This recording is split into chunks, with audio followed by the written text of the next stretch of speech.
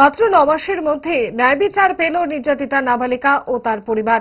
বাড়ির অভিভাবকদের অনুপস্থিতির সুযোগ নিয়ে 11 বছরের নাবালিকাকে বলাৎকার সহ শারীরিক নির্যাতনের অভিযোগে অভিযুক্ত পিন্টু দাসকে সাজা শোনালো ঊনকোটি জেলার জেলা দায়রা আদালত। অভিযুক্ত পিন্টু দাসের বাড়ি ফটিক রায়ের লালঝুড় এলাকায়।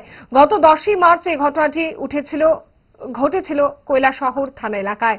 মামলা হাতে নিয়ে তদন্ত প্রক্রিয়া দ্রুত সম্পন্ন করে আদালতে চার্জশিট দেয় পুলিশ। শনিবার অভিযুক্তের বিরুদ্ধে 11 জনের সাক্ষ্য বাক্য গ্রহণ ও শুনানি পর্বের পর জেলা আদালতের বিচারপতি অমরিন্দর কুমার সিং সাজা ঘোষণা করেন। আদালতের সাজা ঘোষণা নিয়ে সরকার পক্ষের আইনজীবী কি জানাচ্ছেন শুনুন।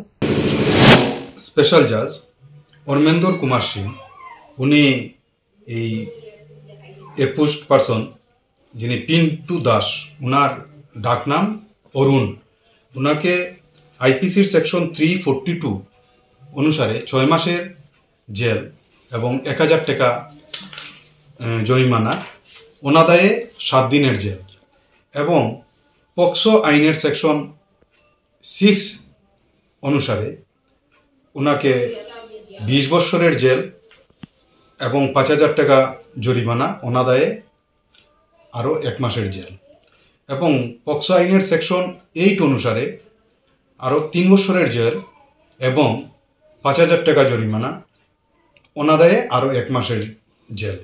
কিন্তু ওই যে ওনার যে শাস্তিটা দেওয়া হয়েছে যে সেটাও সব পানিশমেন্টগুলা কনকারেন্টলি চলবে, একসঙ্গে চলবে, যার জন্য ওনার 20 বছর জেল কাটলেই চলবে এবং যদি ফাইনের টাকাটা না দিতে পারে তাহলে ওই ফাইনের যেটা 1 মাসের জেল ছিল ওইটা কাটতে হবে। এটা কোন থানায় মামলা হয়েছিল? এটা কৈলাসহর ওমেন